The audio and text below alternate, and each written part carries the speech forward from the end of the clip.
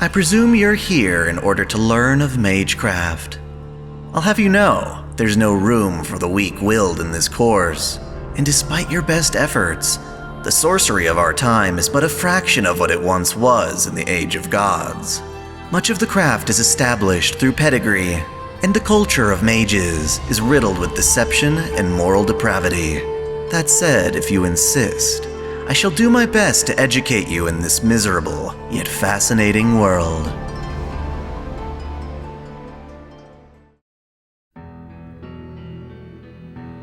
In our previous lesson, I began our look into the Mages Association with the Clock Tower, the association's de facto headquarters. While it is true that much of the iconic imagery we associate with Magecraft comes from this establishment, it is critical we not forget the other two branches of the association, Atlas and the Wandering Sea. Perhaps it is easiest to think of these branches as alternate approaches to Magecraft, each looking at mysticism from a fresh paradigm. Atlas, in particular, is referred to interchangeably as a temple, academy, or institute. Another name Atlas goes by is Titan's Pit, fitting to the Titan Atlas. Despite this nomenclature being Greek, Atlas is actually comprised of Egyptian descendants of the goddess Isis. As such, this Egyptian temple has been around longer than the Clock Tower, and its researchers study one of the most ancient forms of Magecraft, alchemy. Certainly, alchemists exist outside of the temple, but Atlas holds true to a commitment to investigating the role Magecraft plays on the world at large, from a macro perspective. While this includes the swirl of the root, Atlas alchemists don't omit the importance of our universe, and seek to understand it on a more profound level, especially in regard to our future. It is perhaps because of this dedication and focus that the Atlas Temple has become known as the most independent of the association's branches, being at odds with the Clock Tower, going so far as to have its own unique relationship to the Holy Church, at times lending out its alchemists on a contractual basis. Geographically speaking, Atlas is located underground beneath Egypt's mountains. Within, alchemists have their own dedicated workshops and utilize laboratories built on technology unknown to the rest of the association. Structurally, it contains a system of tunnels arranged as a labyrinth, designed to make it harder for individuals to leave. In that regard, it is a one-way security system that is easy to enter and troublesome to exit, and is enforced by automatous familiars as an added measure. As such, it is a reclusive facility perfect for research that gives off an unsettling vibe, much like a tomb. At its core is a massive cavern as large as an entire town. Fitting to Atlas's design, the research conducted within is fruitful yet exclusive. Inside, geniuses uninhabited by ethics find new discoveries and build horrific weapons. They are limited only in that their ideas and creations never leave. For 2,000 years, Atlas has defended this policy. In other words, what happens in Atlas stays in Atlas. Of course, we wouldn't be able to speak of them if such rules were absolute. As I mentioned earlier, Atlas alchemists leave the temple in order to assist the outside world. This is to fulfill the obligations detailed in 7 ancient contracts that have been lost to the organization. Of them, 4 of these contracts have been recovered and used to procure Atlas aid. While alchemy itself truly deserves its own lecture, let me for now state that Atlas's academy transcends the apparent process practiced by the Clock Tower. It is not a mere study of turning metal into gold. The origin of their alchemy can surely be traced back to Egyptian metallurgy, but such feats are shallow representations of their study. In philosophical terms, Atlas Academy is focused around humanity, evolving to solve the universe's problems. Their true strength comes from analyzing data, improving the human form to be capable of faster, more accurate calculations. Traditionally, we think of calculations being processed by the human brain, but Atlas alchemists consider the entirety of man, all 5 senses, the mind, body, and soul, to be critical to efficient analysis. To break more traditions, most Atlas alchemists aren't even conventional mages. They lack magic circuits, but don't see that as a hindrance. Their mantra, then, is we have no need to be the strongest, we create that which is the strongest. They view machines as an extension of the human body, and thus invent devices to compensate for their shortcomings. This has led Atlas toward major discoveries of the soul and the spiritron energy within the soul, which has proven useful in the creation of artificial circuits and homunculi. The most successful of these homunculi is Rani the Eighth, created by alchemist Sealim Eltnumri Atlasia through cutting-edge Atlas technology. In many ways, Rani can be seen as a superior, futuristic alternative for humanity, and serves as both mage and alchemist herself. Her computational skills are unmatched, as she contains a version of Atlas's supercomputer Hermes, which we'll come back to later. If the Atlas Temple's alchemy is philosophized as humanity solving the universe's problems, then, no pun intended, one of their greatest problems is fate itself. In a broad sense, they wish to transform not just matter, but events. In pursuit of this, Atlas focuses on predicting the future. They rely heavily on the mentality of Laplace's demon, which posits that if we were to know the location and momentum of every atom in the universe, we could effectively predict the future based on the past.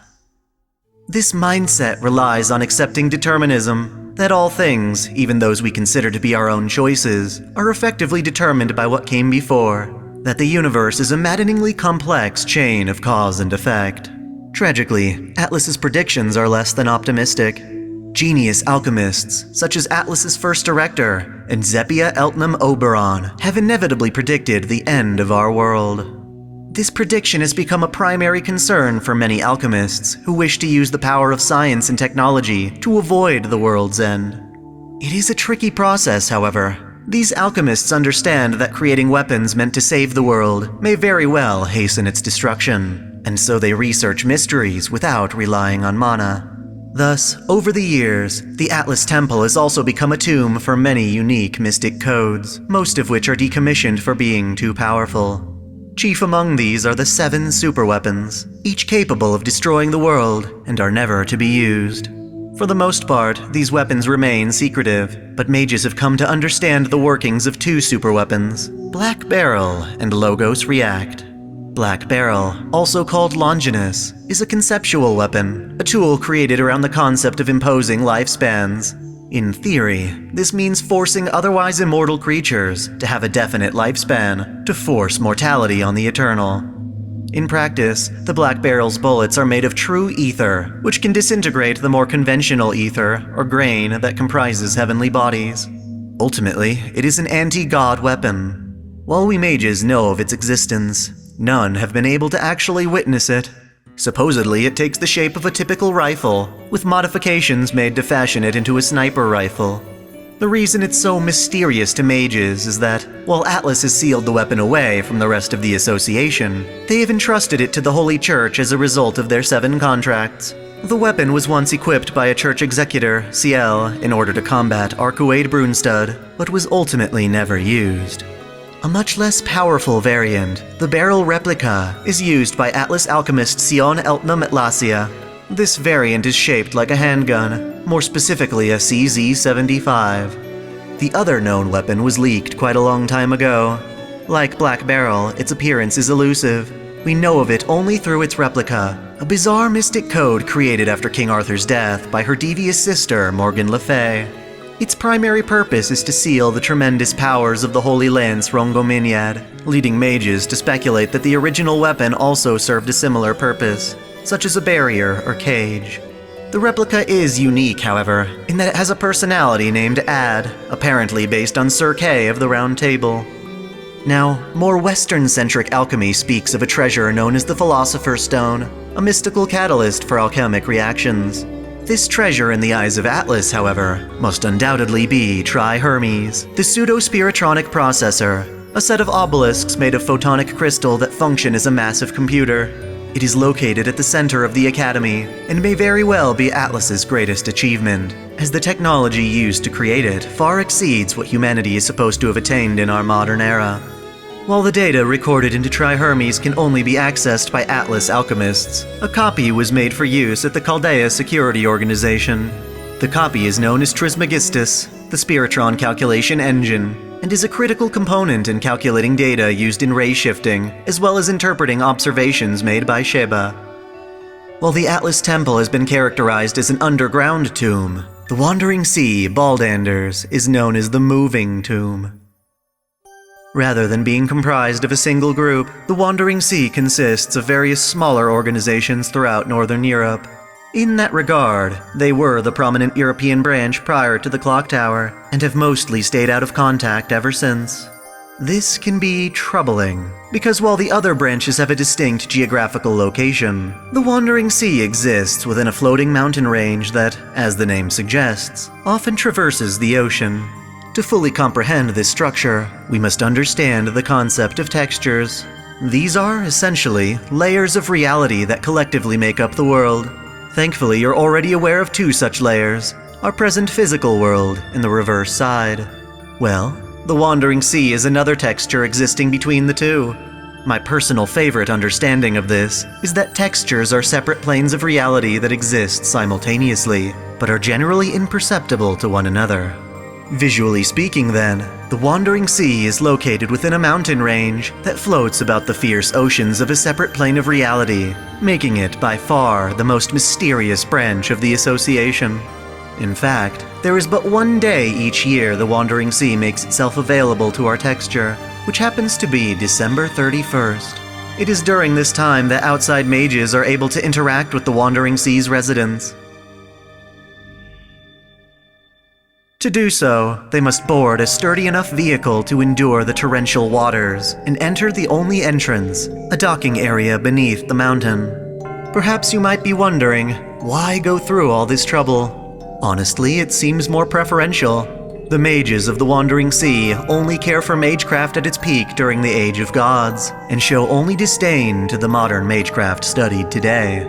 This is merely a generalization, though, as groups within the Wandering Sea interact with the rest of the association to varying capacities. For instance, the Prague Association is a group of traditional alchemists. Because they do not agree with Atlas's philosophy on the practice, the two groups seldom get along. In contrast, Sponheim Abbey is an institution that remains in touch with the clock tower. The, dare I say, raving lunatic Cornelius Alba, prior to meeting his end, was arranged to be the institution's next director. Lastly, there is the Thule Society, which studies rune magecraft. That said, it's a very selfish study, as the institution hoards the original runic scripts the craft is based on. As a result, the practice of rune magecraft in the modern era is in severe decline. Generally speaking, the Wandering Sea is just as secretive, if not more so than Atlas, with even less notoriety. The most active they've ever been is with Chaldea, specifically in light of the hostile takeover that forced its original staff to flee. It is in this regard that they are relevant to our purposes. In summation, the Atlas Institute is an Egyptian-based underground society responsible for a very unique and advanced form of magecraft that utilizes Spiritron technology over magic circuits. While their secrets typically remain within the temple, contractual obligations to the outside world have allowed Atlas technology to spread. Their foremost goal is to overcome a mysterious threat predicted to end the world. In contrast, the Wandering Sea is another tomb of sorts that travels out of reach from the rest of the association. While Atlas is concerned with humanity's future, the Wandering Sea only truly cares about the origin and ancestry of Magecraft, and typically remains out of contact so long as worldly events do not affect them. I'll admit, this lecture has been very broad in its reach. For a change of pace, I will next speak of a more practical matter: familiars. Thanks for watching. If you enjoy this channel, help me beat the algorithm by liking, commenting, and sharing the video, subscribing to OtakuDaiKun, and most of all, smashing that notification bell as if it were your waifu. That way you'll never miss out on all of my anime content, lore videos, live streams, and Holy Waifu Wars polls. My vids are struggling to get featured, so that bell is absolutely critical. If you want to support me directly, check out my Patreon, or consider donating via Super Chat. And as always, celebrate your fandom.